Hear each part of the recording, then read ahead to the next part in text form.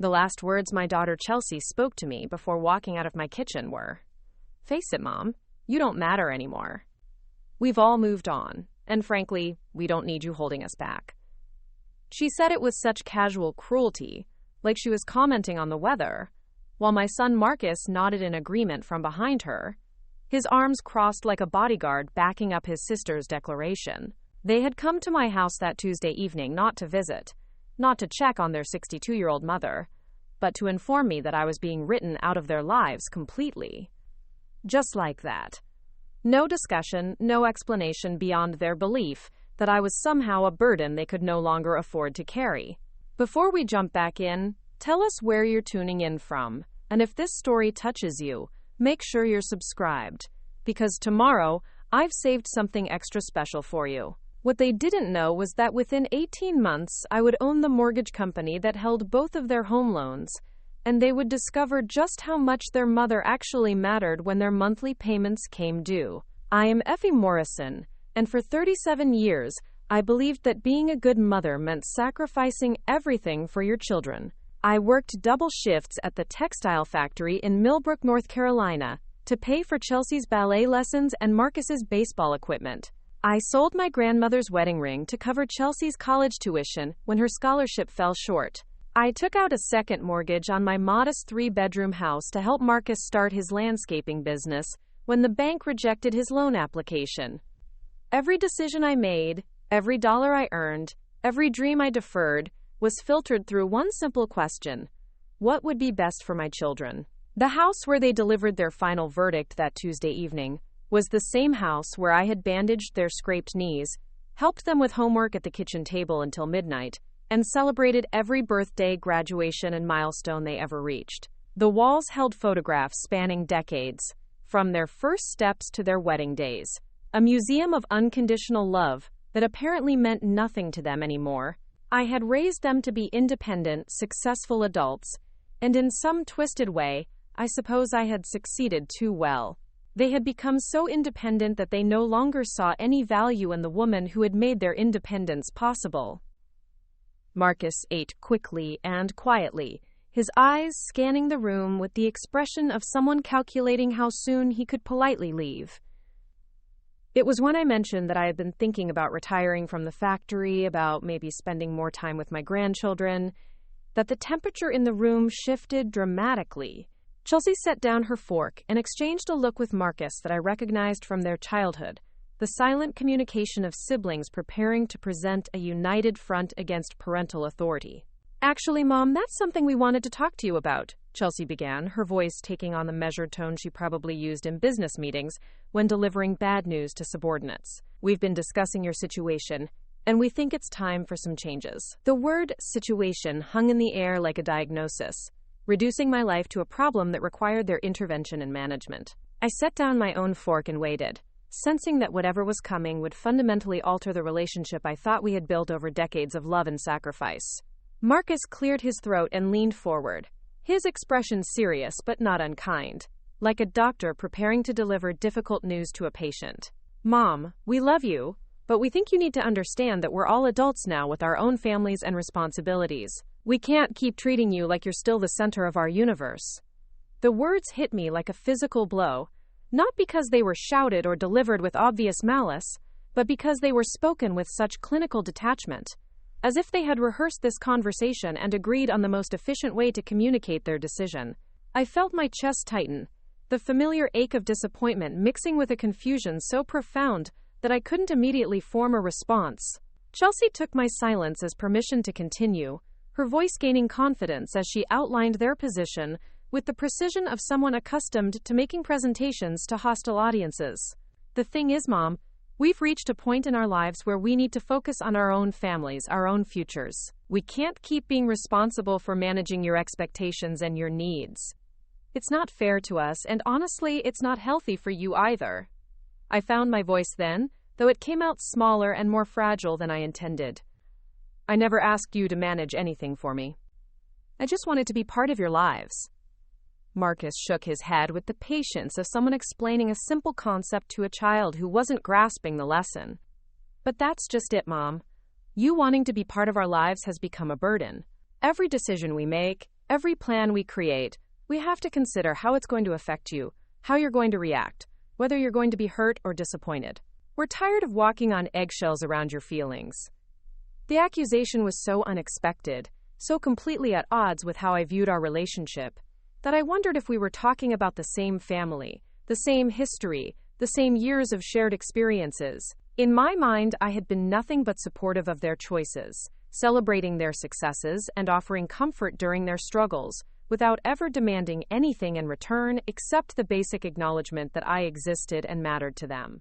When have I ever made you walk on eggshells? I asked, genuinely confused by their characterization of me as some kind of emotional tyrant who manipulated them through guilt and neediness. Chelsea laughed, but it wasn't a sound filled with humor. It was the kind of laugh that accompanied eye-rolling and exasperation, the sound of someone who had been waiting for the chance to deliver a long list of grievances they had been accumulating in silence. Really, Mom?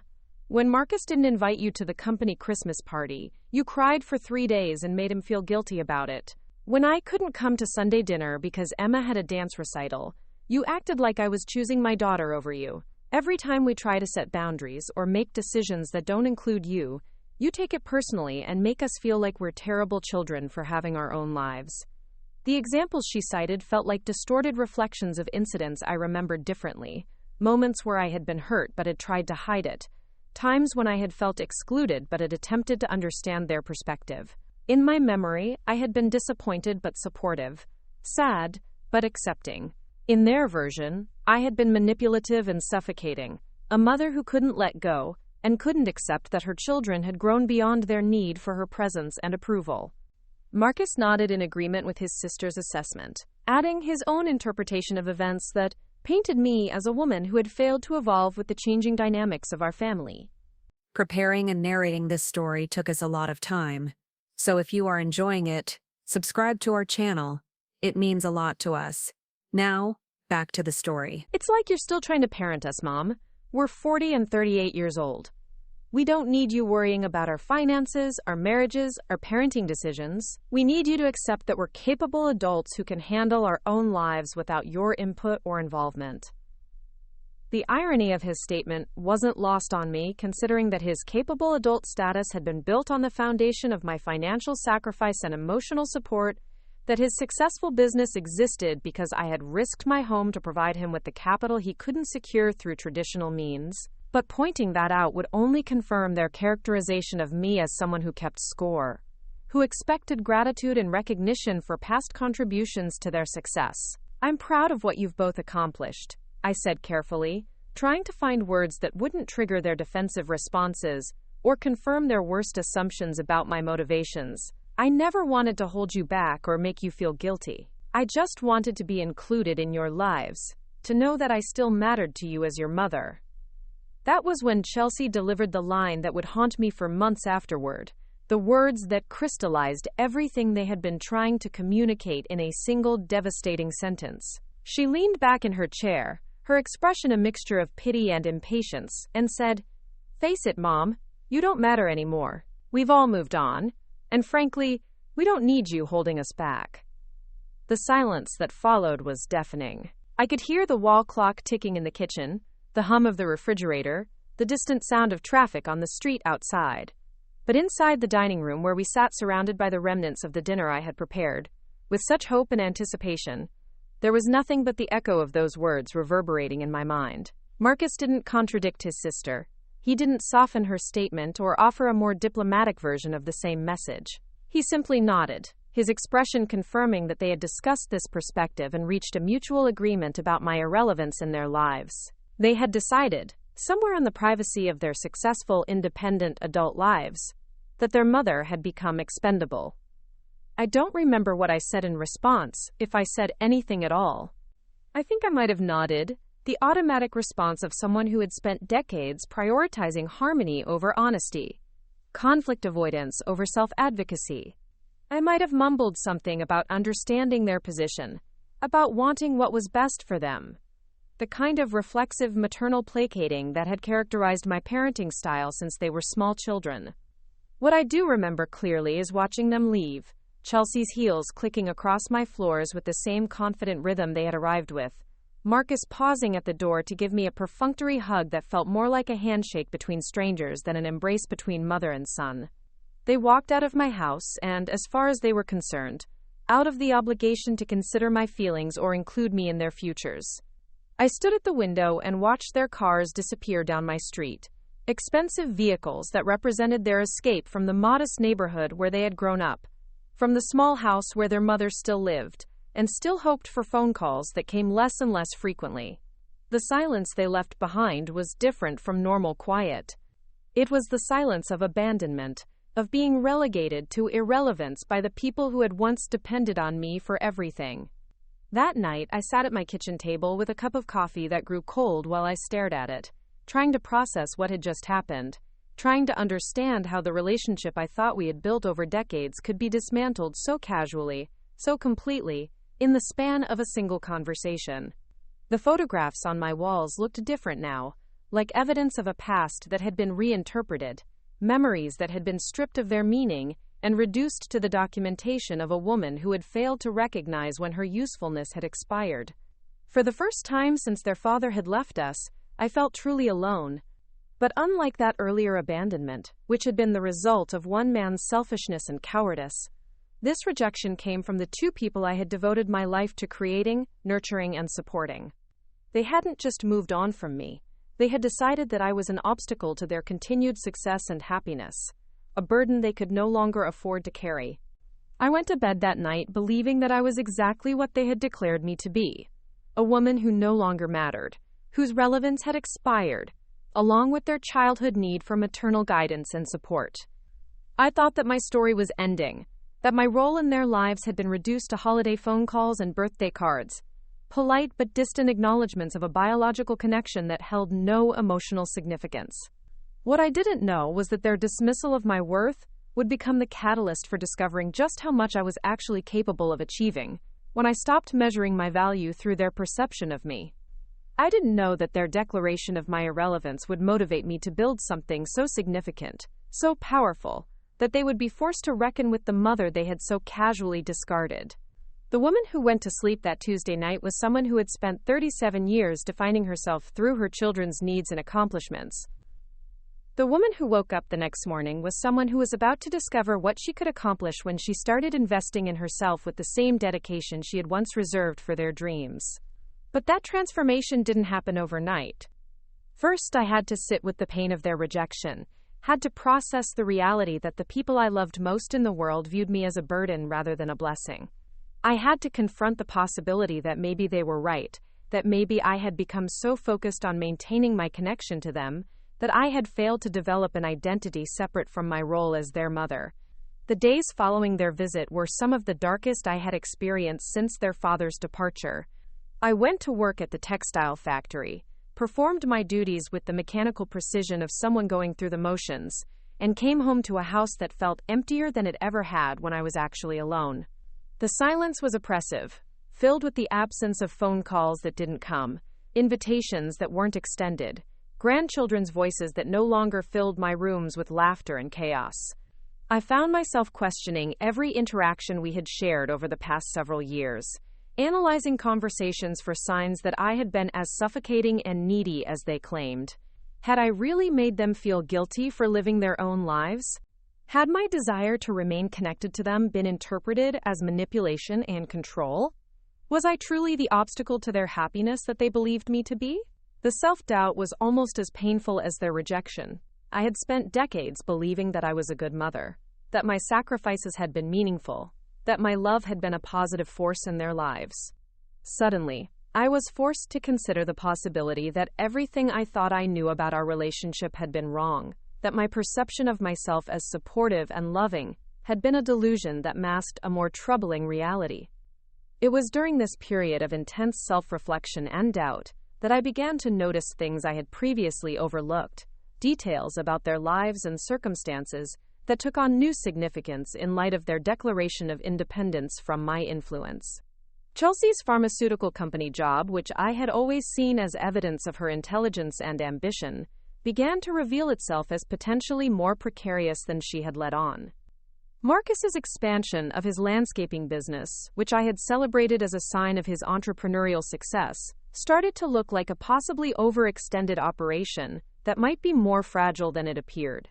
I didn't seek out this information initially. It came to me gradually, through casual conversations with neighbors, through local newspaper articles, through the kind of small-town knowledge that circulates quietly among people who have lived in the same community for decades. Mrs. Patterson next door mentioned that her son worked for a pharmaceutical company that had been laying off marketing executives. The local business journal ran an article about commercial landscaping companies struggling with increased competition and rising costs. None of this information was specifically about my children, but it created a context that made me more aware of signs I might have missed, clues that their confident dismissal of me might have been motivated by factors beyond their simple desire for independence. Chelsea's expensive clothes and perfectly maintained appearance, which I had interpreted as signs of success, could just as easily have been the armor of someone working desperately to maintain an image of prosperity. Marcus's fleet of trucks and crew of employees, which had impressed me as evidence of his business acumen, might have been the visible symbols of a company carrying more debt than profit. I began to pay closer attention to the details they shared during our increasingly infrequent phone conversations, listening not just to what they said, but to what they didn't say, the gaps and evasions that might reveal more about their actual circumstances than their carefully curated updates about their lives. Chelsea mentioned working late frequently, taking on additional projects, traveling more for work, all of which could indicate either advancement or desperation. Marcus talked about expanding his services, taking on bigger contracts, investing in new equipment, activities that suggested either growth or the kind of aggressive expansion that sometimes precedes collapse. I wasn't hoping for their failure. Even after their cruel dismissal of my relevance, I still loved them and wanted them to succeed. But I was beginning to understand that their success might not be as secure as they had presented it to be, and that their rejection of me might have been partly motivated by pride and fear, rather than simply outgrowing their need for maternal support. This realization didn't make their words hurt less, but it did provide a different framework for understanding them. Maybe they hadn't dismissed me because they no longer needed me, but because they were afraid of appearing to need anyone. Maybe their declaration of independence wasn't a sign of strength, but a mask for vulnerability they couldn't afford to acknowledge. As these possibilities began to take shape in my mind, I started to feel something I hadn't experienced since their father left us. A sense of my own power and potential that existed independent of their approval or recognition. For 37 years, I had measured my worth through their achievements and happiness, defining success as their success, finding purpose through my role in their lives. But their rejection had inadvertently freed me from that limiting definition of myself.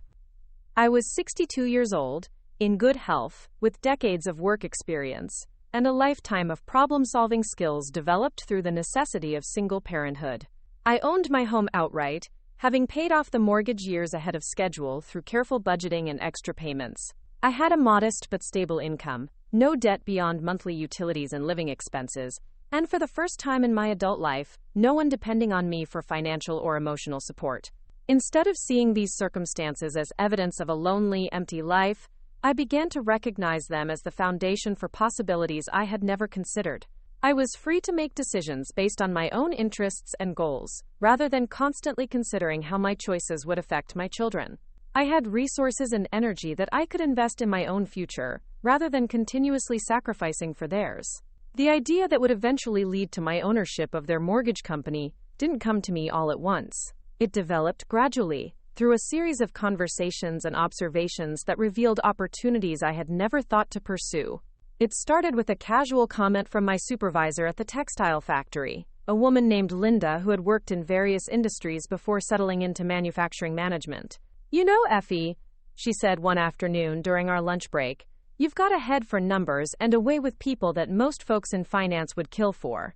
Have you ever thought about getting into real estate or lending? With all the changes happening in the mortgage industry, there are opportunities for people who understand how regular folks actually live and what they need."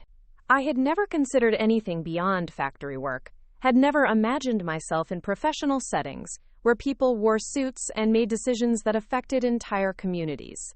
But Linda's comment planted a seed that began to grow as I started paying more attention to the local real estate market, the lending practices that affected my neighbors and coworkers, the way financial institutions treated working-class families like myself. I began to see patterns and problems that my children, despite their success, might not have recognized from their positions of relative privilege. I understood the challenges of single mothers trying to qualify for mortgages, the fears of older workers approaching retirement without sufficient savings, the struggles of small business owners like Marcus who needed capital but couldn't always meet traditional lending requirements. More importantly, I began to understand that the financial institutions serving our community weren't necessarily serving it well, that there might be opportunities for someone who combined financial knowledge with genuine concern for people's welfare, rather than simply maximizing profit margins. I started to envision possibilities that had never occurred to me before, ways I could use my understanding of working-class needs to build something meaningful and profitable. The transformation from dismissed mother to potential business owner didn't happen overnight, but it gained momentum as I began to take concrete steps toward educating myself about the lending industry. I enrolled in evening courses at the community college, studying finance and business management, with the intensity of someone who had finally found a purpose that excited, rather than merely sustained her. My classmates were mostly young people preparing for their first careers, but a few were adults like myself, who had reached a point where they were ready to pursue dreams they had deferred for decades. The professors treated us all equally, evaluating our work based on merit rather than age or background, and I discovered that I had capabilities I had never tested in academic settings. I excelled in every course I took, earning grades that surprised even me, and building confidence in abilities I had never developed through factory work. Financial analysis, which I had expected to find intimidating, turned out to be an extension of the budgeting and planning skills I had developed through years of managing a household on limited income. Business law was fascinating, rather than dry, revealing the framework within which all commerce operated, and the protections available to both lenders and borrowers. Most importantly, I learned about the mortgage industry itself, the way loans were originated, processed, and serviced, the regulatory environment that governed lending practices, and the opportunities that existed for new entrants who could identify underserved markets or improve upon existing services. I began to understand that owning a mortgage company wasn't an impossible dream but an achievable goal for someone willing to acquire the necessary knowledge and credentials. As my education progressed, I also began to research the specific companies that held my children's mortgages, not out of any desire for revenge but simply to understand the industry they were involved with as borrowers. What I discovered was that both Chelsea and Marcus had mortgages with smaller, regional lenders rather than major national banks, companies that served middle-market borrowers who fell between the standards of prime and subprime lending. These companies were often more flexible than big banks, but also more vulnerable to economic changes and regulatory shifts.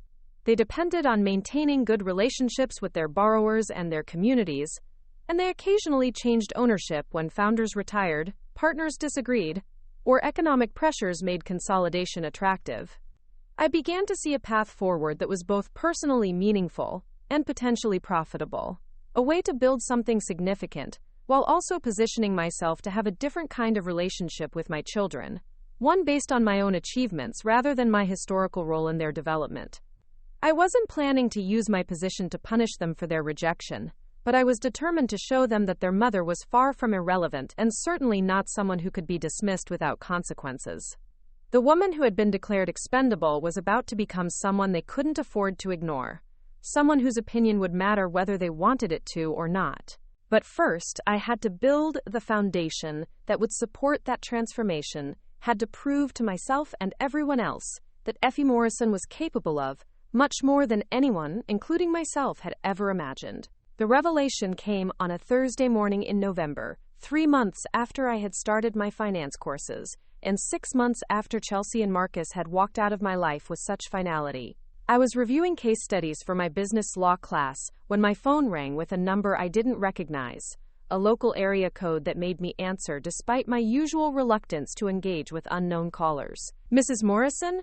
This is Janet Holloway from First Regional Mortgage Services. I hope I'm not calling at a bad time, but I wanted to discuss something that might interest you.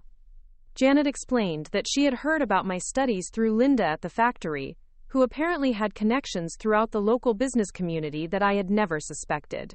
First Regional was a mid-sized mortgage company that specialized in serving working-class families and small business owners in our region, exactly the kind of operation I had been learning about in my courses. More importantly, they were looking for someone to join their team who understood the community they served. Someone who could bridge the gap between financial expertise and genuine empathy for borrowers facing difficult circumstances. We've reviewed your academic record, Janet continued, and frankly, we're impressed. Your professors speak very highly of your analytical skills and your understanding of the practical challenges our borrowers face. Would you be interested in coming in for an interview? The opportunity felt like validation of everything I had been working toward. Proof that my decision to invest in my education had been wise rather than simply a distraction from my loneliness. I scheduled the interview for the following week, then spent the weekend preparing with the same intensity I had once devoted to helping my children with their school projects, researching the company, studying industry trends, and practicing answers to questions I anticipated they might ask. First Regional's offices occupied a converted historical building in downtown Millbrook, the kind of renovated space that spoke of respectful preservation rather than flashy modernization. Janet Holloway turned out to be a woman in her 50s who had started as a loan processor 20 years earlier and worked her way up to senior vice president through competence and dedication rather than connections or credentials. She interviewed me with the thoroughness of someone who understood that hiring decisions affected not just the company but the borrowers who would depend on our services.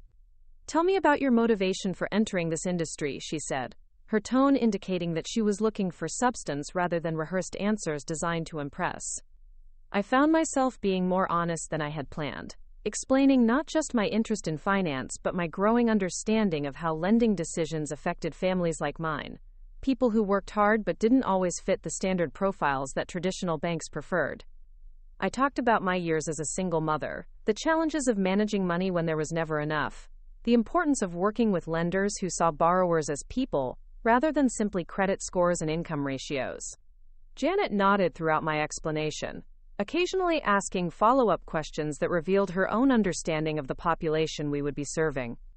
By the end of our conversation, I felt like I had found not just a job opportunity but a professional environment where my background would be seen as an asset rather than a limitation. "I'm going to be direct with you, Effie," she said as our interview concluded. "This industry is changing rapidly, and companies like ours need people who can adapt while maintaining our commitment to responsible lending. You have the academic foundation and the life experience we value, but more importantly, you have the perspective we need to serve our community effectively. I'd like to offer you a position as a junior loan officer, with the understanding that advancement will depend on your performance and continued education." The salary she offered was modest by professional standards, but significantly more than I earned at the textile factory, enough to allow me to quit manufacturing work and focus entirely on building expertise in mortgage lending. More importantly, the position came with opportunities for professional development, industry certifications, and eventual advancement into management roles if I proved capable of handling increased responsibilities. I accepted the offer immediately, then spent the drive home processing the reality that my life was changing in ways I had never anticipated. At 62, I was embarking on a completely new career in an industry I had barely understood a year earlier. I was trading the familiar routine of factory work for the challenges of professional responsibilities that would require constant learning and adaptation.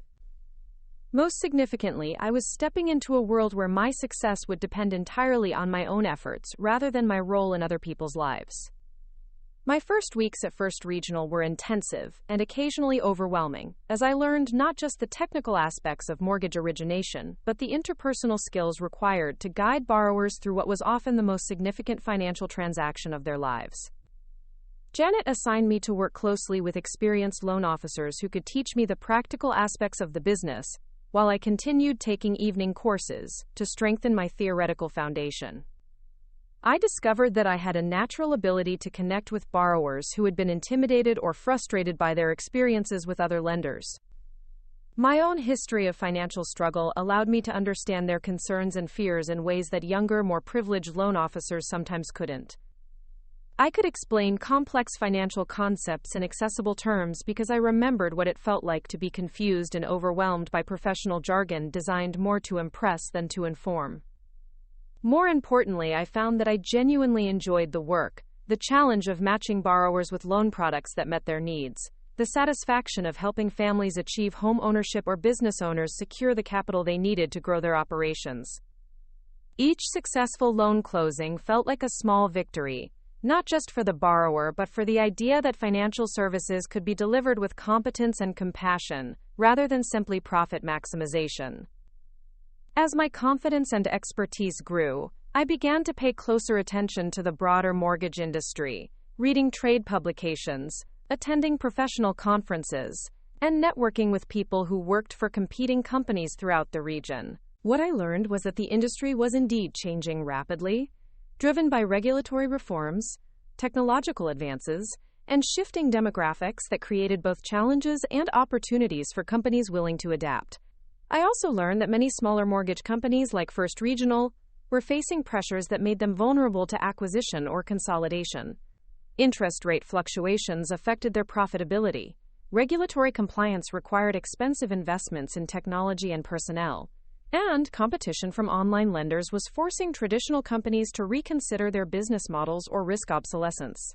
Some of these pressures were creating opportunities for investors who understood the industry and had access to sufficient capital to acquire distressed companies, improve their operations, and benefit from the recovery that typically followed effective management changes. It was a complex game that required both financial resources and industry expertise, but the potential returns were significant for those who could identify the right targets and execute successful turnarounds. As I absorbed this information, I began to think about my own long-term goals within the industry. Working as a loan officer was satisfying and financially rewarding, but it was still essentially a job, rather than the kind of business ownership that would provide true independence and wealth-building potential. I started to envision a path that could lead from my current position to eventual ownership of a mortgage company, a goal that seemed ambitious but not impossible, given my growing knowledge and connections. The idea became more concrete when I discovered that two of the companies I had been researching were the ones that held my children's mortgages. Coastal Carolina Lending held Chelsea's loan on her suburban home in Charlotte, while Mountain View Financial Services had originated Marcus's mortgage on the property where he had built his house and operated his landscaping business. Both companies were smaller regional lenders that served the same market segment as First Regional, and both were showing signs of the financial stress that made companies attractive acquisition targets. I didn't initially plan to pursue these specific companies because of their connection to my children. My research into their situations was part of a broader analysis of potential investment opportunities throughout the region, companies that might be available for purchase by someone with sufficient capital and industry knowledge. But as I learned more about Coastal Carolina and Mountain View, I began to see patterns that suggested they might be more vulnerable than their borrowers realized. Coastal Carolina had been founded 15 years earlier by a husband and wife team who had built a successful business serving middle-income families in the Charlotte metropolitan area. But recent financial filings showed declining profitability, increased loan defaults, and a pattern of management decisions that suggested they were struggling to adapt to changing market conditions. The founders were approaching retirement age, their adult children had chosen different careers, and industry rumors suggested they might be open to selling if the right offer materialized. Mountain View Financial Services presented a different but equally interesting situation. Founded by a group of former bank executives who had wanted to create a more customer-focused lending operation, the company had grown rapidly during its first decade, but had become overextended during the recent economic uncertainties. They had expanded too quickly, taken on too much overhead, and made some loan decisions that had resulted in higher than expected default rates.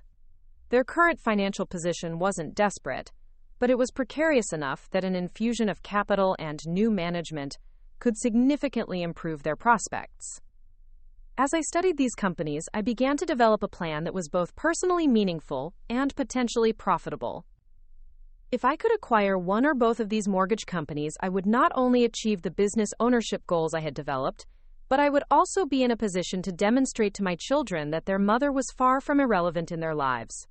They would discover that the woman they had dismissed so casually had become someone whose decisions directly affected their financial security and future opportunities. The plan wasn't motivated by revenge, though I admit there was a certain satisfaction in imagining their reaction when they learned who their new mortgage company owner was. More importantly, it represented an opportunity to build something significant while also positioning myself to have a different kind of influence in their lives, one based on professional achievement rather than maternal pleading for attention and inclusion. But developing a plan and executing it were entirely different challenges. Acquiring a mortgage company required substantial capital, regulatory approval, industry expertise, and management capabilities that I was still developing. I needed to learn not just how to work within the industry, but how to lead a company, manage employees, navigate regulatory requirements, and make strategic decisions that would determine the success or failure of the entire operation. I began to approach this challenge with the same systematic determination I had brought to my education and career change. I enrolled in additional courses focused on business management and corporate finance, studying not just the theoretical frameworks but the practical case studies of successful acquisitions in the financial services industry. I attended every professional development opportunity available through industry associations, building relationships with people who could provide guidance, partnerships, or investment capital when the time came to make my move. Most importantly, I began to save money with the kind of discipline I had learned during my years as a single mother, setting aside every possible dollar from my increased salary, while maintaining the modest lifestyle that had allowed me to pay off my mortgage and build financial stability.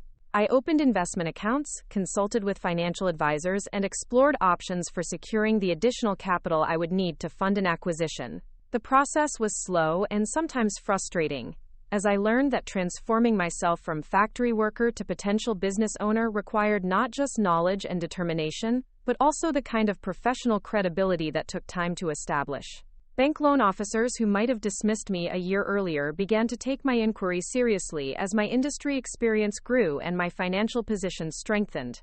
Investment advisors who initially seemed skeptical of my goals started providing more substantive guidance as they recognized my commitment and competence. Through this process, I also began to learn more about my children's financial situations, not through any deliberate investigation, but simply through the natural intelligence gathering that occurred when someone worked in the mortgage industry and paid attention to market conditions. Chelsea's pharmaceutical company had indeed undergone the layoffs that Mrs. Patterson had mentioned, though Chelsea had apparently survived the cuts and possibly even benefited from the elimination of some senior competitors. However, her mortgage payments represented a significant portion of her household income, and any disruption to her employment could quickly create financial stress. Marcus's landscaping business was showing signs of the overextension I had suspected, with rapid expansion that had resulted in high overhead costs and cash flow challenges that were common in seasonal businesses. His mortgage included both his residential property and a commercial component that covered his equipment and facilities, making his monthly payments substantial and his financial position more precarious than might have been obvious to casual observers. Neither of them was in immediate financial distress, but both were carrying debt loads that left little margin for error if their income situations changed. They were successful by most standards, living comfortably and maintaining the appearances that had allowed them to dismiss their mother as irrelevant to their lives. But their success was built on foundations that were more fragile than they might have realized, dependent on continued employment and business growth that couldn't be guaranteed in an uncertain economic environment. This knowledge didn't make me happy, as I genuinely wanted them to prosper and find security in their chosen careers. But it did reinforce my understanding that their rejection of me had been premature, that they might discover they needed family support and connections more than their confidence had led them to believe. When that realization occurred, I intended to be in a position where my assistance would be based on professional capability rather than maternal desperation for their approval. As my first year at First Regional concluded, I had established myself as one of their most effective loan officers, with a client satisfaction rate and loan performance record that exceeded company averages. Janet had begun including me in management meetings and strategic planning sessions, recognizing that my combination of analytical skills and customer empathy provided valuable perspectives on market trends and business development opportunities. More importantly, I had identified the specific acquisition targets that would allow me to achieve my business ownership goals while also demonstrating to my children that they had seriously underestimated their mother's capabilities and relevance. Coastal Carolina Lending and Mountain View Financial Services were both showing increasing signs of vulnerability, and preliminary inquiries suggested that their owners might be more receptive to acquisition discussions than they had been in previous years. The woman who had been declared irrelevant was preparing to become someone whose decisions would directly affect her children's lives, someone they would have to acknowledge and respect whether they wanted to or not. But the transformation wasn't complete yet. I still needed to secure the financing, navigate the regulatory approval process, and execute the acquisitions that would make my vision a reality. During the long winter evenings when I worked on business plans and financial projections, I sometimes thought about that Tuesday dinner when Chelsea and Marcus had delivered their verdict on my irrelevance. They had seen a factory worker approaching retirement, a woman whose usefulness had expired with their childhood need for maternal guidance. They had never imagined that their dismissal would motivate their mother to become someone they couldn't afford to ignore, someone whose professional success would give her influence over their lives that was far more substantial than the emotional connection they had severed. The journey from dismissed mother to mortgage company owner was proving to be longer and more challenging than I had initially anticipated, but each milestone confirmed that I was moving in the right direction. I was building something significant, something that would provide financial security and professional satisfaction independent of my children's approval or acknowledgement. More importantly, I was discovering capabilities and ambitions that had been dormant during my years of focusing entirely on their needs and dreams. But the most satisfying aspect of my transformation was the growing certainty that when my children eventually learned what their mother had accomplished, they would be forced to reconsider everything they thought they knew about relevance, capability, and the wisdom of dismissing someone whose love they had taken for granted. The woman they had declared expendable was becoming someone whose opinion would matter whether they wanted it to or not, someone whose decisions could affect their futures in ways they had never imagined possible. The second phase of my journey was nearly complete, and the foundation was in place for the acquisitions that would transform me from mortgage industry employee to mortgage company owner. My children had no idea what was coming, no awareness that their casual cruelty had set in motion a series of events that would fundamentally alter the balance of power in our relationship. They had wanted independence from my influence, and they were about to discover what it felt like when that influence was based on professional authority rather than maternal pleading for inclusion in their lives. The call came on a crisp February morning while I was reviewing loan applications in my office at First Regional. The voice on the other end belonged to Robert Henley, the founding partner of Coastal Carolina Lending, and his tone carried the weariness of a man who had reached the end of a long journey he no longer wished to continue. "Ms. Morrison, I hope you don't mind me reaching out directly, but Janet Holloway mentioned that you might be interested in discussing business opportunities in our industry. My wife and I have been considering our options for the future of Coastal Carolina, and we'd like to explore whether there might be a mutually beneficial arrangement we could discuss." The timing was perfect, arriving just as I had completed the final preparations for my acquisition strategy. Over the past 6 months, I had assembled a team of advisors, including a corporate attorney specializing in financial services acquisitions, an accountant with expertise in mortgage company valuations, and a business consultant who had guided several successful transitions in the industry. More importantly, I had secured preliminary financing commitments from 3 different sources, giving me the capital flexibility needed to move quickly when the right opportunity presented itself. Robert suggested we meet at Coastal Carolina's offices in Charlotte the following week, giving me time to conduct final due diligence on the company's current financial position and regulatory status. What I discovered confirmed my earlier analysis. Coastal Carolina was a fundamentally sound business that had suffered from a combination of market pressures and management decisions that had eroded profitability without destroying the underlying value of their loan portfolio and customer relationships. The company originated approximately 800 mortgages annually, serving middle and upper middle class families throughout the Charlotte metropolitan area. Their loan performance was actually better than industry averages, with default rates that reflected careful underwriting and strong customer relationships. The problem was that Robert and his wife Margaret had been conservative in their technology investments and risk management strategies, approaches that had served them well during their early years but had become liabilities in the current competitive environment. They were also facing the personal challenges that affected many small business owners approaching retirement age. Their adult children had pursued careers in medicine and engineering, showing no interest in inheriting a business they didn't understand. Robert was 71, Margaret was 68, and both were ready to step away from the daily responsibilities of running a mortgage company, but they wanted to ensure that their employees and customers would be protected under new ownership. When I arrived at their offices, I was struck by the warmth and professionalism of the environment Robert and Margaret had created. The building was modest but well maintained, the staff was knowledgeable and committed, and the overall operation reflected the kind of customer-focused approach that had attracted borrowers like my daughter Chelsea, who valued personal service over the impersonal efficiency of larger lenders. Robert and Margaret interviewed me as thoroughly as I evaluated their business, asking detailed questions about my background, my vision for the company's future, and my commitment to maintaining the values that had guided their operations for 15 years. They were particularly interested in my plans for retaining existing employees and continuing to serve the middle-market borrowers who formed the core of their customer base. We've had inquiries from several larger companies, Margaret explained, but most of them were interested in acquiring our loan portfolio and customer list rather than preserving what we've built here. We're looking for someone who understands that this business is about relationships and service, not just transaction volume and profit margins.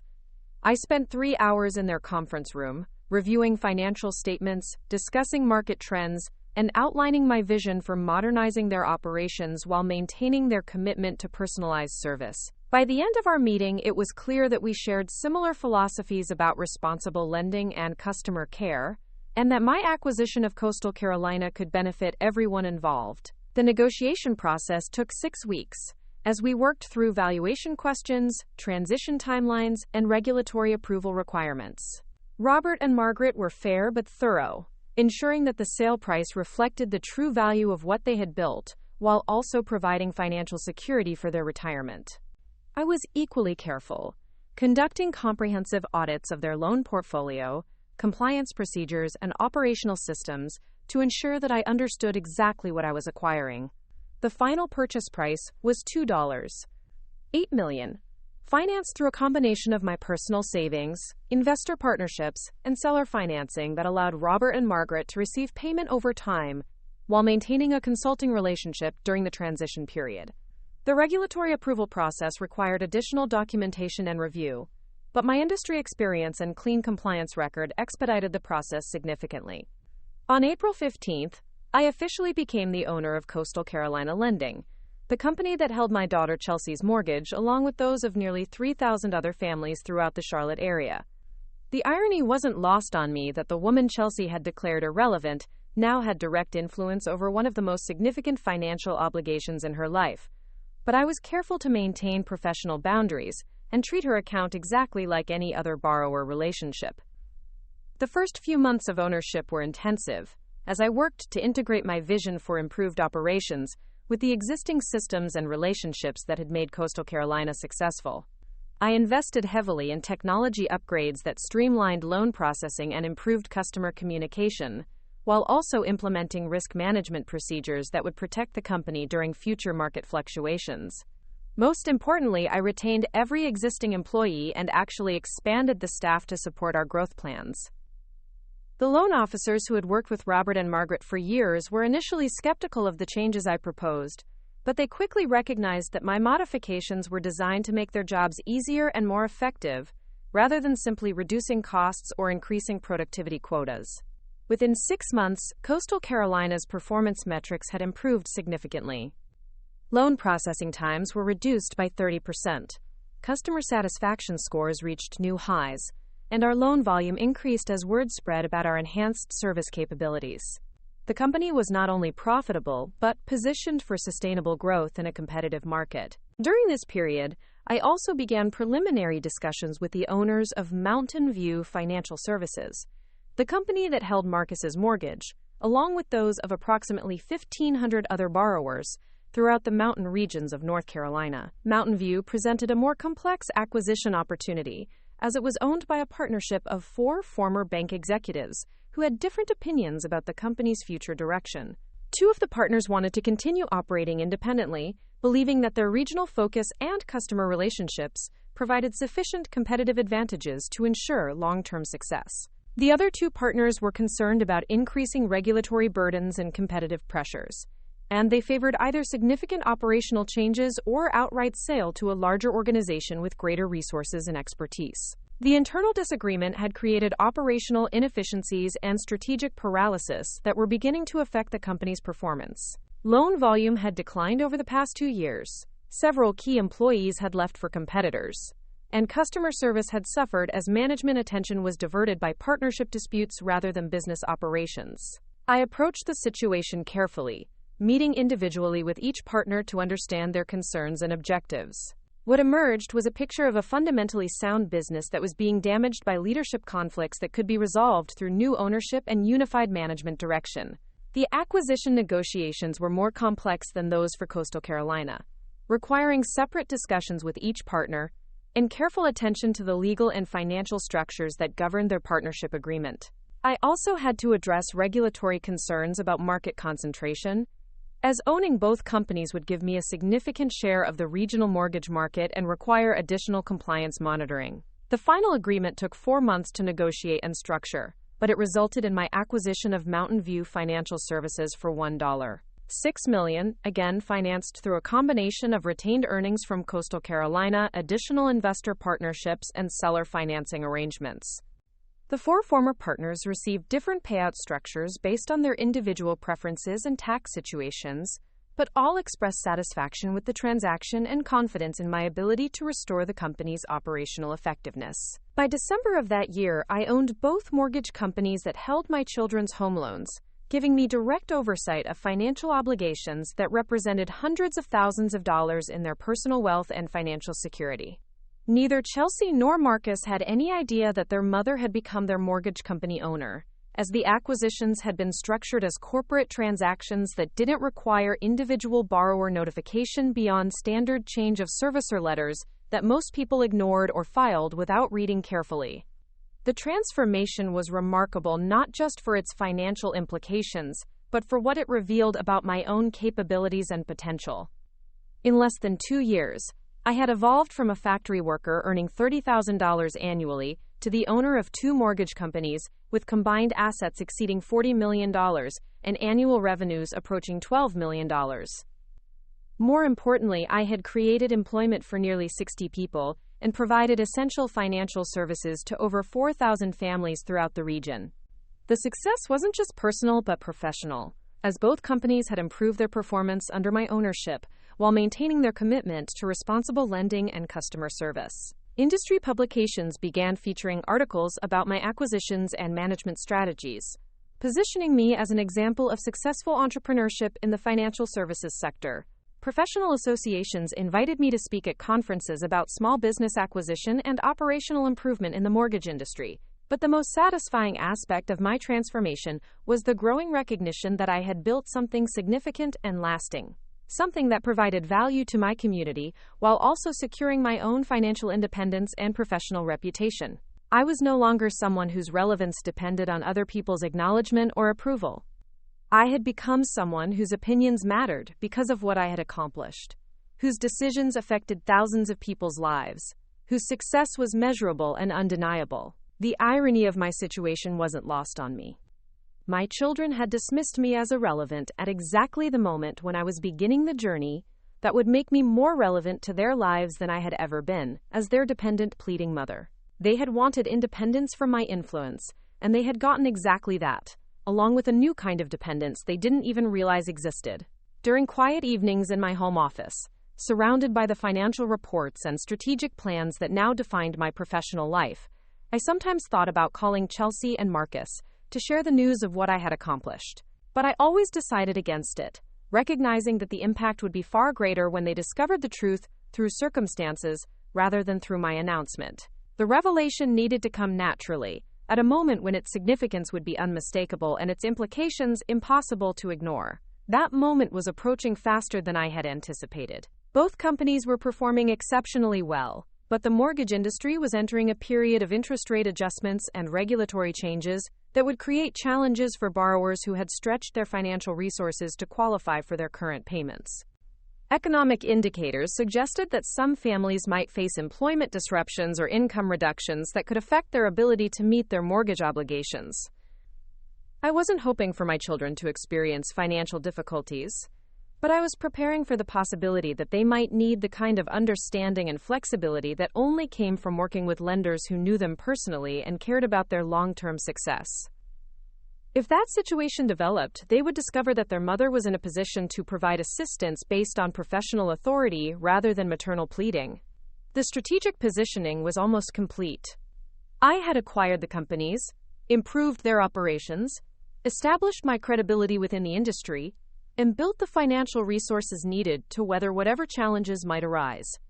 My children remained unaware of my transformation, continuing to live their lives with the confidence of people who believed they had successfully eliminated unwanted parental influence from their decision-making processes.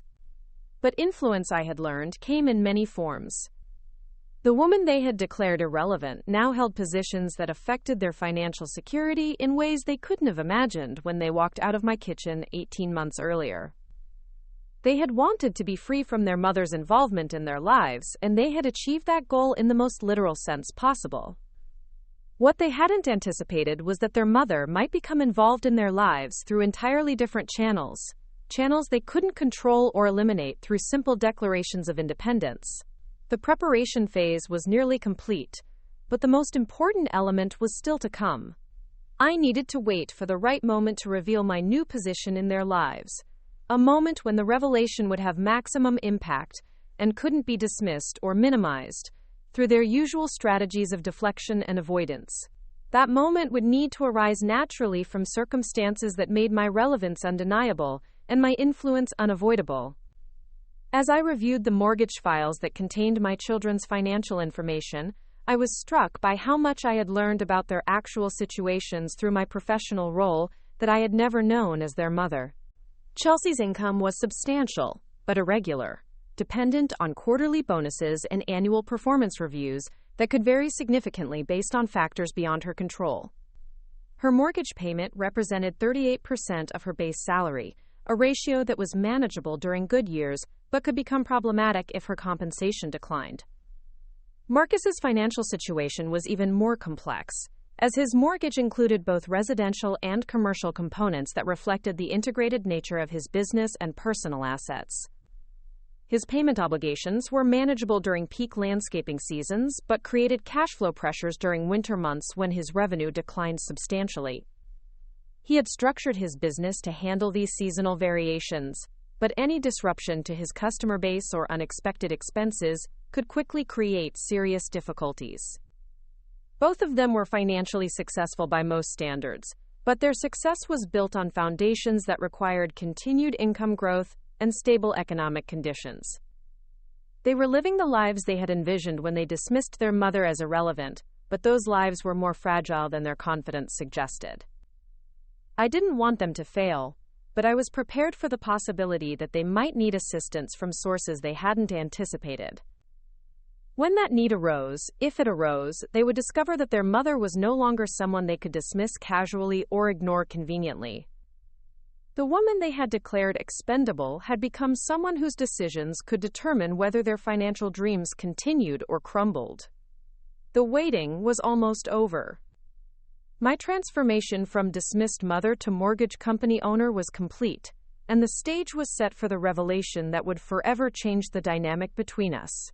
They had wanted independence from my influence, and they were about to learn what it meant when that influence was based on professional authority rather than maternal love. The woman they thought they had left behind was now positioned ahead of them, holding power they had never imagined she could acquire, waiting for the moment when circumstances would make her relevance impossible to deny. The phone call that would forever alter the balance of power between my children and me came on a humid Tuesday morning in July, exactly 2 years after they had walked out of my kitchen with their declaration of my irrelevance. Chelsea's voice on the other end of the line was different from any tone I had heard from her since childhood, stripped of the professional confidence and casual dismissiveness that had characterized our recent interactions. "Mom, I need to talk to you about something important," she began, the words coming out rushed and uncertain. "Derek lost his job last week. The pharmaceutical company had another round of layoffs, and this time they eliminated his entire department. We're going to be okay, but our mortgage payment is going to be tight for a while, and I was wondering if you might know someone who could help us understand our options." The irony was so perfect, so precisely aligned with everything I had envisioned during the long months of building my business empire, that I had to pause for several seconds before responding. My daughter, who had declared me irrelevant to her life, was calling to ask if her mother might have connections that could help her navigate the financial crisis that threatened her carefully constructed suburban lifestyle. I might be able to help you with that, I said carefully, keeping my voice neutral and professional. Why don't you and Derek come by my house this evening, and we can discuss your situation in detail? Chelsea agreed immediately, her relief evident even through the phone. She had no idea that she was accepting an invitation to discover just how relevant her dismissed mother had become, how completely the dynamics of our relationship had shifted during the years she had spent ignoring my existence.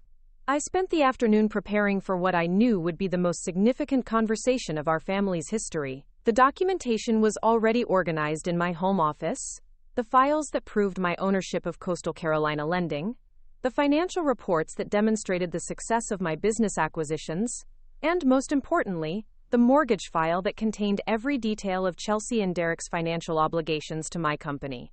When they arrived that evening, both looked older and more worried than I had seen them in years. Derek's usual swagger was replaced by the deflated posture of a man whose professional identity had been stripped away without warning.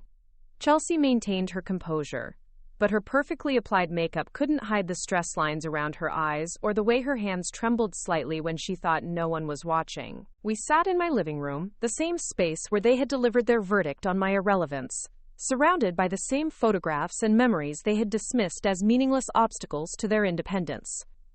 But everything else had changed, most particularly the woman they thought they knew sitting across from them. Tell me about your current mortgage situation, I said, adopting the professional tone I had developed through hundreds of borrower consultations. What's your monthly payment? What's your remaining balance? And how long have you been with your current lender? Chelsea recited the numbers from memory, figures I already knew from her file but wanted to hear her acknowledge. Their monthly payment was $3,847. Their remaining balance was $387,000, and they had been with Coastal Carolina Lending for 6 years, initially attracted by the personal service and competitive rates that Robert and Margaret had offered before I acquired the company. Coastal Carolina has always been great to work with, Derek added, his voice carrying the hope of someone who believed that past good relationships would translate into future flexibility. We've never been late on a payment. We've always maintained good communication, and we're hoping they'll work with us during this temporary difficulty. I nodded thoughtfully, as if I were processing this information for the first time rather than reviewing details I had studied extensively. Coastal Carolina is indeed known for working with borrowers during difficult periods, I said. In fact, I happen to know the owner quite well. I'm confident we can arrange a meeting to discuss your options. The relief that washed over both their faces was almost heartbreaking, a reminder of how much stress they had been carrying since Derek's layoff. They still saw me as the factory worker mother who might have a connection or two in the community, someone whose modest network could potentially provide access to decision-makers they couldn't reach directly. That would be amazing, Mom, Chelsea said, her voice softer than it had been in years. We really appreciate you being willing to help us. I know we haven't been the best at staying in touch, but family is family, right? The casual rewriting of our recent history was breathtaking in its audacity. The woman who had declared me irrelevant was now appealing to family bonds she had severed, seeking assistance from the mother she had dismissed as a burden on their success. But I wasn't ready to reveal the full scope of how dramatically our situation had changed. Of course I'll help, I replied. Family is indeed family. In fact, why don't we drive over to Coastal Carolina's offices tomorrow morning? I can introduce you to the owner personally. We scheduled the meeting for 10 o'clock the following day, giving me time to prepare the revelation that would demonstrate just how completely the power dynamic between us had shifted. I called my assistant at Coastal Carolina and arranged for the conference room to be set up with all the necessary documentation, including Chelsea's complete mortgage file and the company organizational charts that would make my ownership undeniably clear. That night, I barely slept, not from anxiety but from anticipation of the moment when my children would finally understand what their mother had accomplished during the months they had spent ignoring her existence. The woman they had declared irrelevant was about to demonstrate relevance beyond anything they had imagined possible. Chelsea and Derek arrived at my house the next morning, dressed in their most professional attire, clearly hoping to make the best possible impression on the mortgage company owner they expected to meet. Chelsea wore a navy business suit that had probably cost more than I used to earn in a month at the textile factory, while Derek had selected a conservative tie and his most expensive watch, armor designed to project success and creditworthiness despite his recent unemployment. We drove to Charlotte in my car, a modest sedan that hadn't been upgraded despite my dramatically improved financial position. I preferred to maintain the appearance of the working-class woman they expected me to be, at least until the moment came to reveal how completely I had transformed my circumstances. During the drive, they talked nervously about their financial situation, their optimism about Derek's job search prospects, and their gratitude for my willingness to help them navigate this temporary setback. They still saw themselves as successful adults who were temporarily inconvenienced, people whose fundamental prosperity was secure, despite current challenges. The owner must be pretty successful, Derek observed as we pulled into the parking lot of Coastal Carolina's impressive offices. This is a nice operation. Yes, I agreed. The owner has done very well in the mortgage industry. Built the business from nothing, actually. We walked through the front doors of the building I had renovated and expanded, past the employees I had hired and trained, into the conference room where I conducted the most important meetings of my professional life. Chelsea and Derek took seats across from the head of the conference table, their expressions hopeful and slightly intimidated by the formal business environment. My assistant brought in the files I had requested, including Chelsea's mortgage documentation and the corporate ownership records that would serve as visual proof of what I was about to reveal. I arranged the papers carefully, building the foundation for the conversation that would forever change our family dynamics. Before we begin, I said, my voice taking on the authoritative tone I had developed as a business owner, I need to review your account details to make sure I understand your situation completely. I opened Chelsea's file and began reading from it, reciting information about their loan origination, payment history, and current balance with the practiced efficiency of someone who had conducted thousands of such reviews. Chelsea and Derek exchanged glances, clearly impressed by the thoroughness of the preparation and the professionalism of the process. Your payment history is excellent, I continued, which will definitely work in your favor as we consider modification options. The owner values long-term customer relationships and has considerable flexibility in structuring arrangements that benefit both the borrower and the company. Derek leaned forward eagerly. When will we be able to meet with the owner? We really appreciate you setting this up, Mrs. Morrison. I smiled and reached for the final document in the stack, the corporate filing that listed Effie Morrison as the sole owner of Coastal Carolina Lending. Actually, Derek, you're meeting with the owner right now. The silence that followed was absolute, the kind of profound quiet that occurs when people's understanding of reality is fundamentally challenged. Chelsea stared at the document I had placed in front of them, reading and rereading the corporate ownership listing, as if the words might change if she looked at them long enough. Derek's mouth opened and closed several times without producing sound, his expression cycling through confusion, disbelief, and dawning comprehension of what this revelation meant for their understanding of the woman they had dismissed so casually.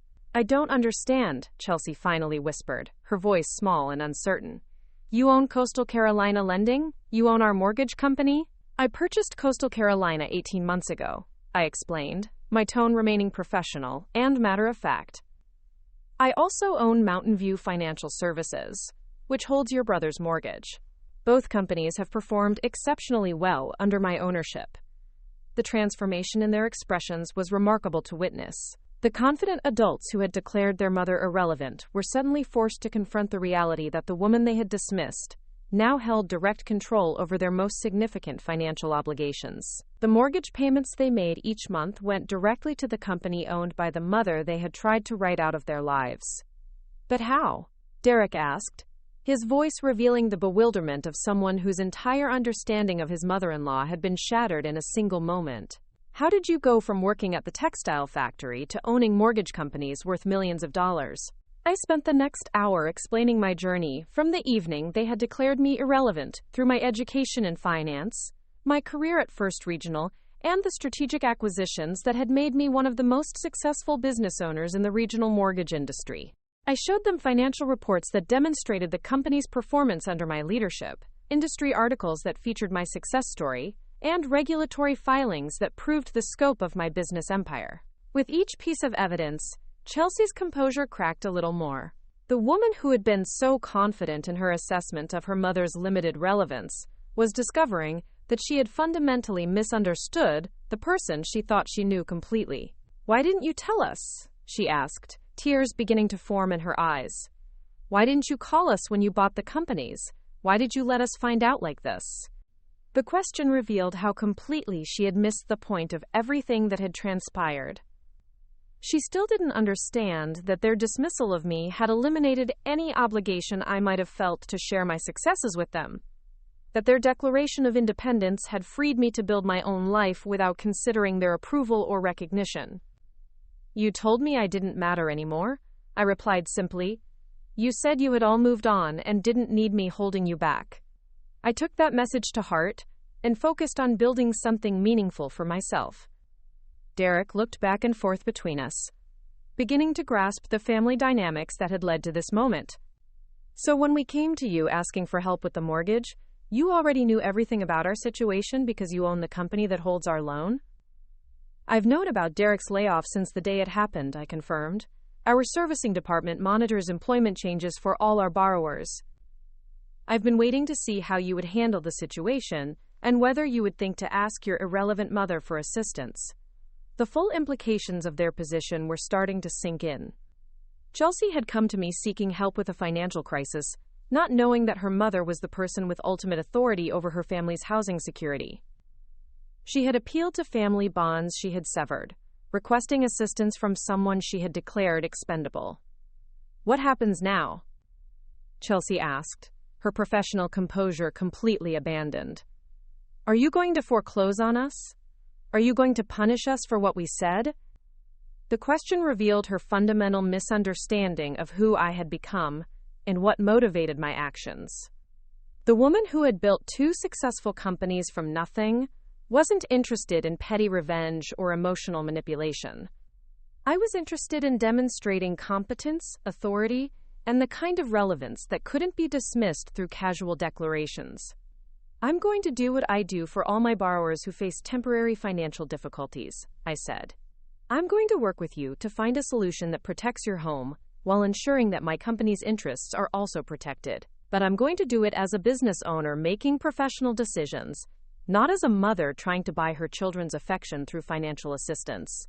I outlined the modification options available to them, including temporary payment reductions, term extensions, and forbearance arrangements that would give Derek time to find new employment without risking foreclosure. All of the options were standard programs I offered to qualified borrowers, but the context made them feel like gifts from a mother they had underestimated. "The terms I'm offering are fair and sustainable," I explained. "They're based on your creditworthiness, your payment history, and your realistic prospects for returning to full income within a reasonable time frame. Your personal relationship with me doesn't entitle you to special treatment, but it also doesn't disqualify you from the assistance you need."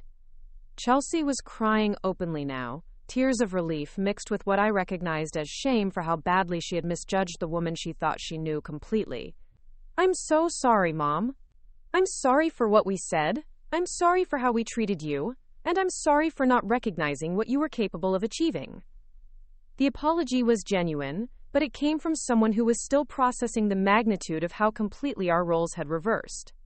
The successful daughter who had dismissed her working-class mother was now dependent on that mother's professional generosity for her family's housing security. Derek added his own apology, acknowledging that they had made assumptions about me based on limited understanding of my capabilities and ambitions. "We thought we knew who you were and what you could accomplish," he said.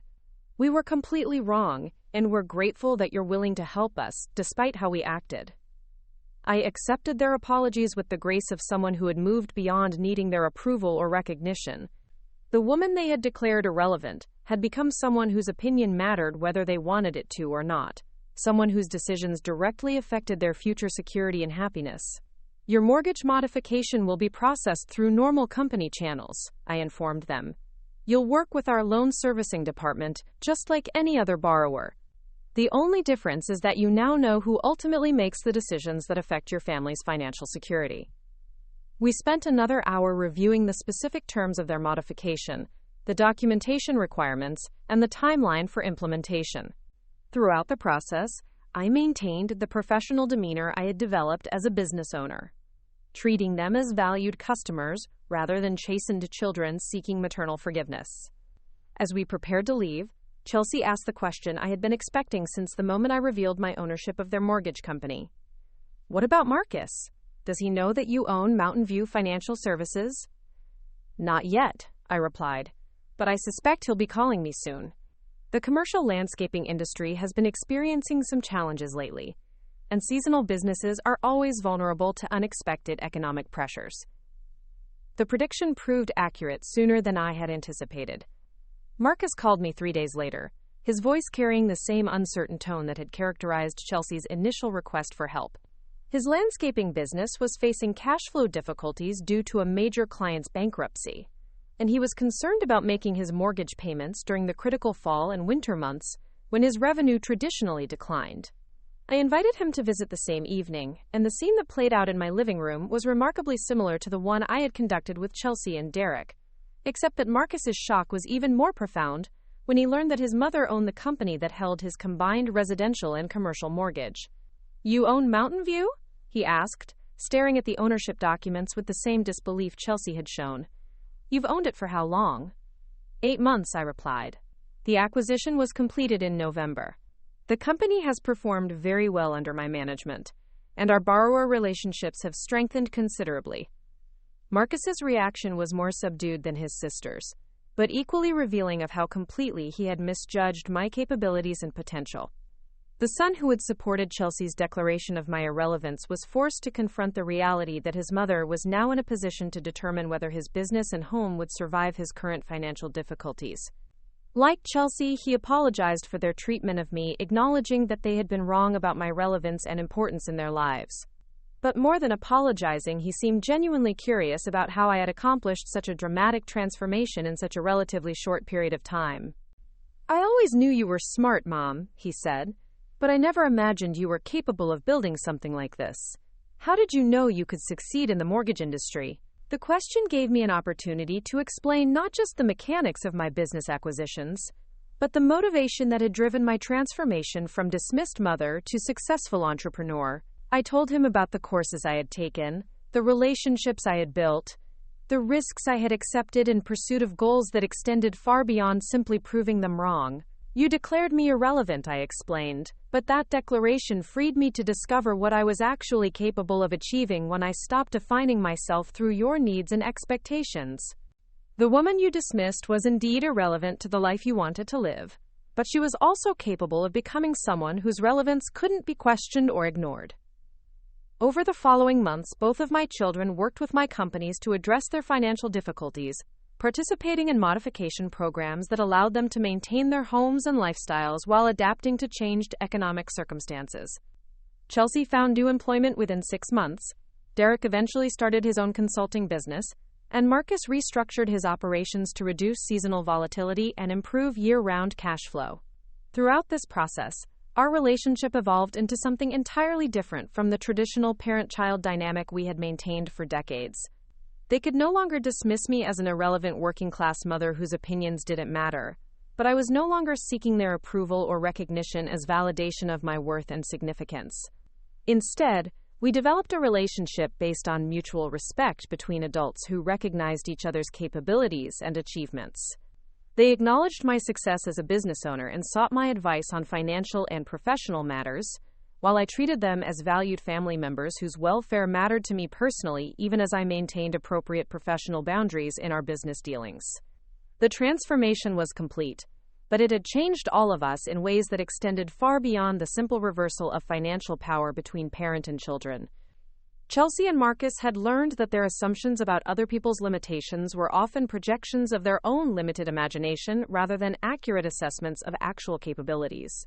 I had learned that relevance based on professional achievement felt entirely different from relevance based on family obligation, that influence earned through competence was more satisfying than influence sought through emotional appeals.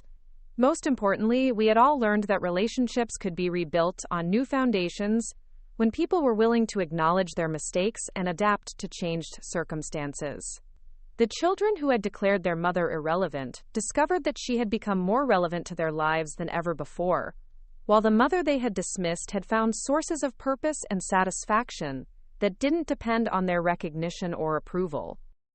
The mortgage companies continued to prosper under my ownership, serving thousands of families throughout the region, while providing me with the financial security and professional respect I had never imagined possible during my years at the textile factory. Industry organizations invited me to serve on boards and committees, regulatory agencies sought my input on policy changes, and business publications featured my success story as an example of entrepreneurial achievement in the financial services sector. But the most satisfying aspect of my transformation remained the knowledge that I had built something significant and lasting, something that provided value to my community, while also demonstrating to my children that their mother's relevance extended far beyond their childhood need for maternal guidance and support. The woman they had tried to write out of their lives had become someone whose decisions affected thousands of people's financial security, whose opinion mattered in boardrooms and regulatory hearings, whose success was measurable and undeniable. On quiet evenings in my home office, surrounded by the financial reports and strategic plans that defined my professional life, I sometimes reflected on the journey that had begun with their declaration of my irrelevance and led to my emergence as one of the region's most successful mortgage company owners.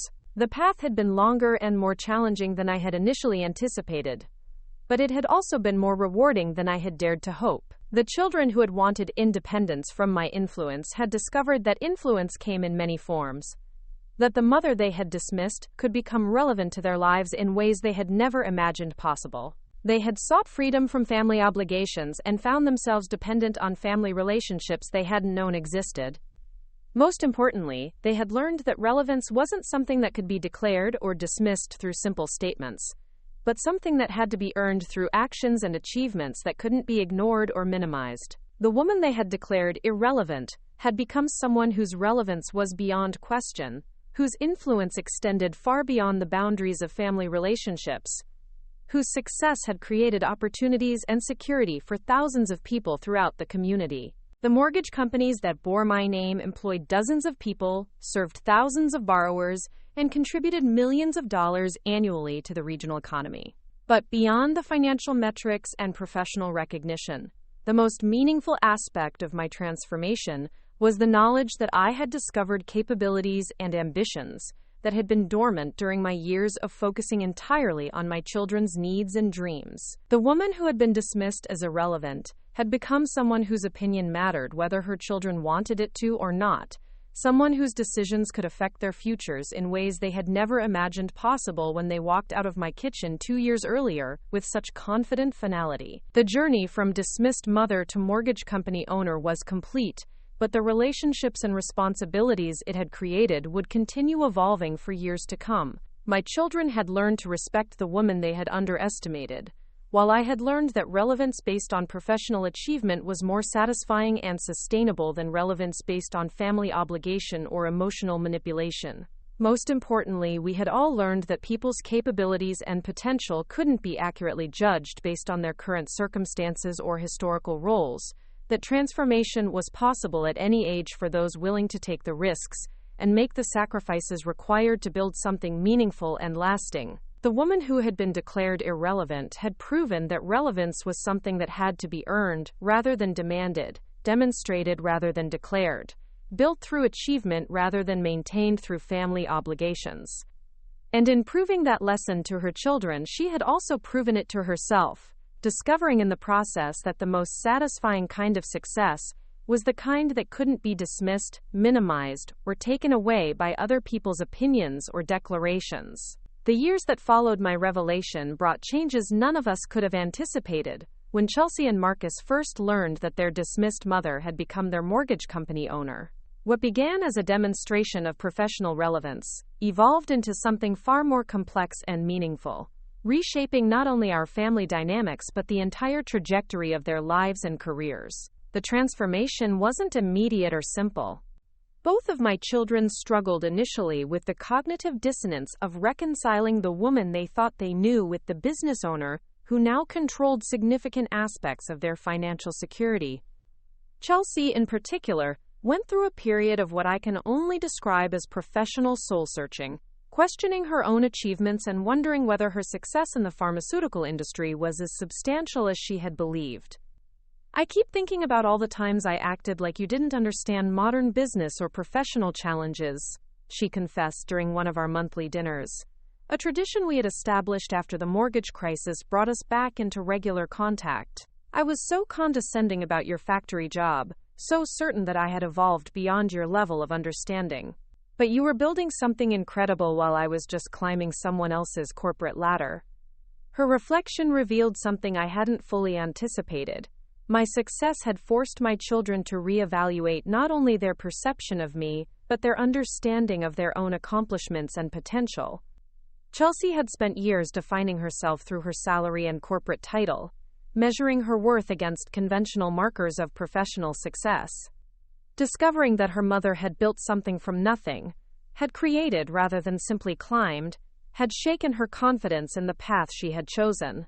Marcus experienced a similar crisis of perspective, but his response was more practical and immediate. Within 6 months of learning about my ownership of Mountain View Financial Services, he approached me with a business proposition that surprised me with its sophistication and ambition. "I've been thinking about what you said about building something rather than just operating something," he told me during a meeting at his landscaping company's headquarters, a facility that had expanded considerably since I had helped him restructure his debt obligations. "My business is successful, but it's still dependent on my personal involvement in every aspect of operations. I want to build something that could survive and thrive without me, something that could grow beyond the limitations of what one person can manage." His proposal was remarkably comprehensive. He wanted to create a property management company that would integrate landscaping, maintenance, security, and administrative services for commercial and residential clients throughout the region. Rather than simply maintaining properties, he envisioned a full-service operation that would help property owners maximize their investments while minimizing their management responsibilities. More importantly, he wanted to partner with my mortgage companies to offer comprehensive services to borrowers who were struggling to maintain their properties or maximize their value. The synergy was obvious. Many mortgage borrowers needed exactly the kind of services Marcus could provide, while his business would benefit from the steady referral stream that my companies could generate. "I'm not asking for special treatment because you're my mother," he emphasized, presenting financial projections and market analysis that demonstrated hours of careful preparation.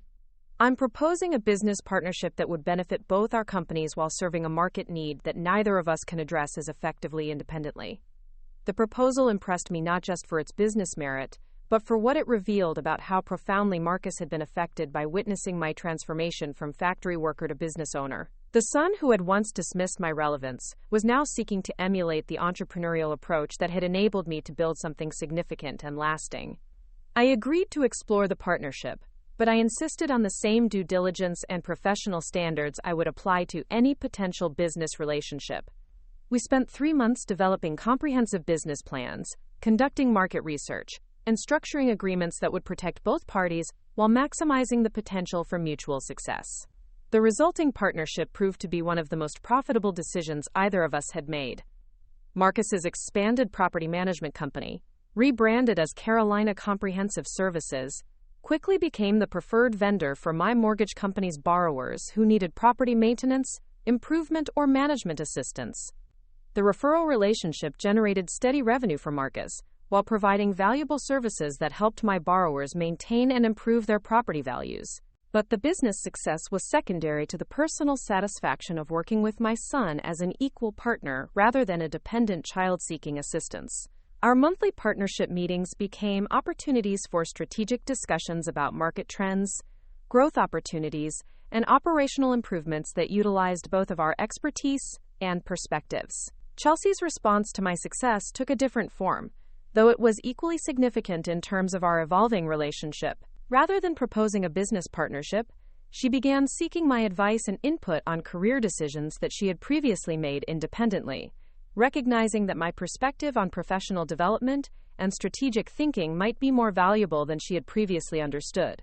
"I've been offered a position with a startup pharmaceutical company," she told me during one of our conversations, spreading out documents that detailed the compensation package, equity participation, and growth projections that the new company had presented. It's a significant risk because I'd be leaving a secure corporate position for something that might not succeed. But the potential upside is enormous if the company's drug development program proves successful.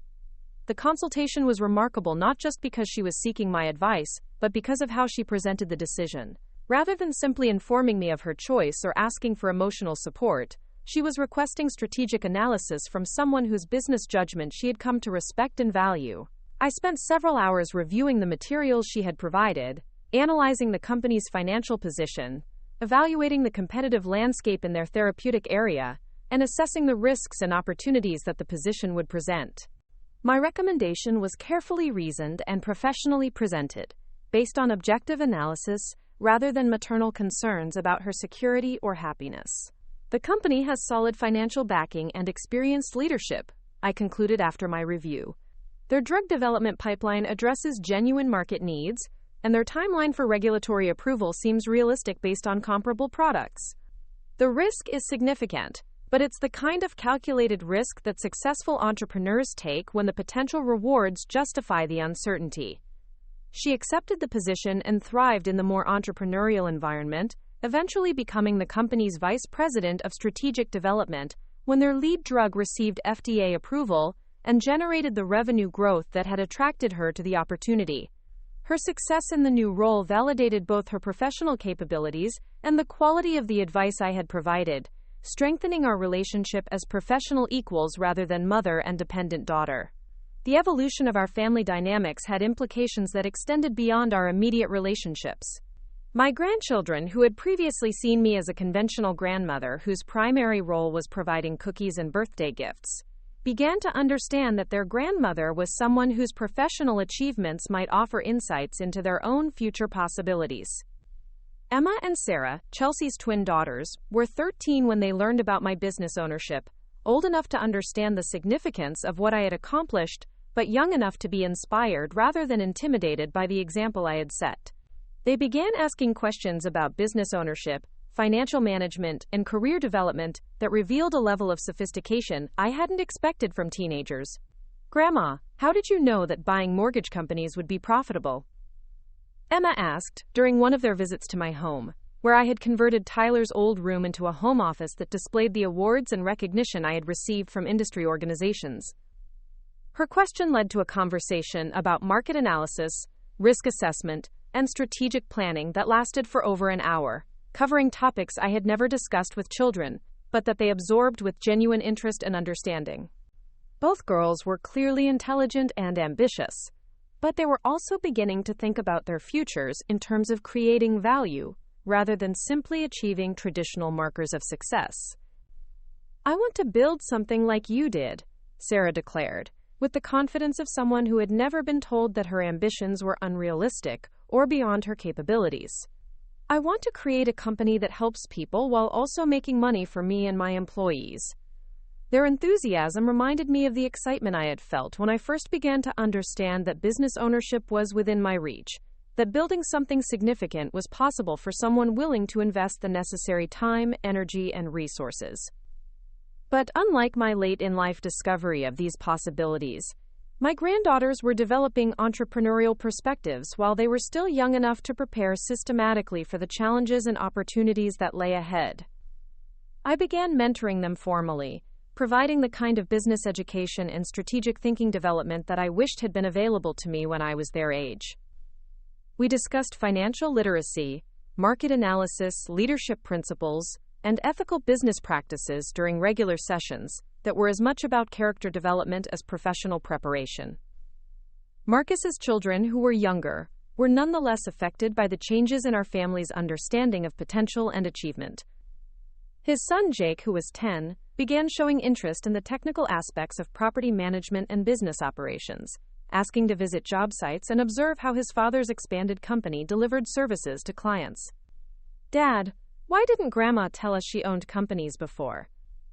he asked Marcus during one of our family gatherings, a question that prompted a conversation about family dynamics, communication, and the importance of recognizing other people's capabilities rather than making assumptions based on limited information.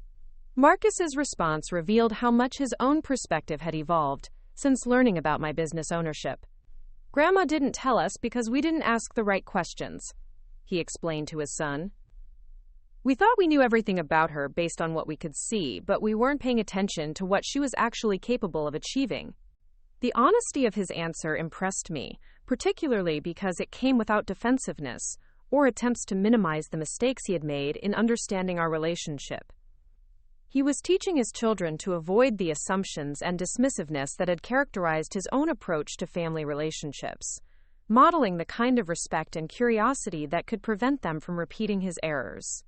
As my grandchildren grew older and my relationship with my children continued to evolve, I began to think about the long-term implications of the business empire I had built. The mortgage companies were profitable and well-established, but they were also entirely dependent on my leadership and vision. If I wanted the benefits of my success to extend beyond my own lifetime, I needed to develop succession planning that would ensure continuity while also providing opportunities for the next generation. The decision to create a family foundation was motivated partly by practical considerations about estate planning and tax optimization, but mostly by my desire to institutionalize the values and principles that had guided my transformation from dismissed mother to successful business owner. The foundation would focus on supporting entrepreneurship education, providing microloans to underserved communities, and offering mentorship programs for women seeking to start or expand businesses. "I want to create something that will continue helping people long after I'm gone," I explained to my children and grandchildren during the family meeting where I announced the foundation's creation. "The companies I built have been successful, but their real value is in what they've taught us about potential, determination, and the importance of creating value for other people." The foundation's mission statement reflected lessons I had learned through my own journey, that people's potential couldn't be judged by their current circumstances, that entrepreneurship was accessible to anyone willing to educate themselves and take calculated risks, and that business success was most meaningful when it contributed to community welfare and individual empowerment. Chelsea and Marcus both accepted positions on the foundation's board of directors, bringing professional expertise and perspectives that complemented my own experience, while ensuring that the organization would survive and thrive beyond my active involvement. Their participation also provided opportunities for continued collaboration and mutual respect that had replaced the dismissive dynamics of our earlier relationship.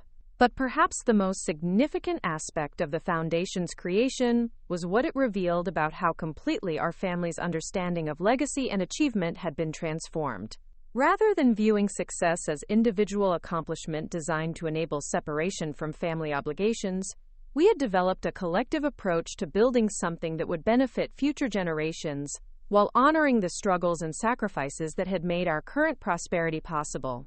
My children's children would grow up understanding that their grandmother had been someone who created opportunities rather than simply taking advantage of them, someone who built institutions that would continue serving communities long after her personal involvement had ended. They would learn about entrepreneurship not as an abstract concept but as a family tradition of identifying needs and developing solutions that created value for everyone involved. The mortgage companies continued to prosper under my leadership, but they had also become laboratories for developing and testing approaches to responsible lending, customer service, and community development that other financial institutions began studying and emulating. Industry publications featured case studies about our innovative programs, regulatory agencies sought our input on policy development, and business schools included our operations in their curricula about sustainable business practices. The recognition was gratifying, but it was secondary to the satisfaction of knowing that the work I had built was making a genuine difference in thousands of people's lives. Every mortgage we originated represented a family's opportunity to build equity and stability. Every modification we structured helped borrowers weather temporary financial difficulties. And every community partnership we developed strengthened the economic foundation of the regions we served. The woman who had been declared irrelevant had become someone whose influence extended far beyond her family relationships, whose decisions affected entire communities, whose legacy would continue creating opportunities and solving problems for generations to come. But the transformation had also taught me that relevance wasn't something that could be demanded or declared. It had to be earned through actions and achievements that created value for other people. The journey from dismissed mother to mortgage company owner had required more than business acumen and financial resources. It had demanded the courage to redefine myself independent of other people's expectations, the persistence to continue learning and growing despite setbacks and skepticism, and the wisdom to use success as a platform for creating opportunities rather than simply accumulating wealth and recognition. Most importantly, it had taught me that family relationships could be rebuilt on stronger foundations when people were willing to acknowledge their mistakes, respect each other's achievements, and work together toward goals that benefited everyone involved. The children who had declared me irrelevant had become partners and collaborators in building something larger than any of us could have achieved independently. The legacy I was creating wouldn't be measured simply in terms of business success or financial achievement, but in the relationships I had rebuilt, the opportunities I had created, and the lessons I had taught about potential, determination, and the importance of never accepting other people's limitations as permanent definitions of what was possible. The woman they had tried to dismiss had become someone whose relevance was beyond question, whose influence would continue shaping their lives and communities long after the mortgage companies had been sold or transferred to new ownership. But more than proving my relevance to them, the journey had taught me to find relevance within myself, to build identity and purpose that didn't depend on other people's recognition or approval. The transformation was complete, but its implications would continue evolving as my children and grandchildren applied the lessons they had learned about potential, perseverance, and the power of building something meaningful, rather than simply accumulating conventional markers of success. The woman who had been declared irrelevant had become someone whose example would inspire and guide future generations toward their own discoveries of what they were truly capable of achieving. Up next, you've got 2 more standout stories right on your screen. If this one hit the mark, you won't want to pass these up. Just click and check them out.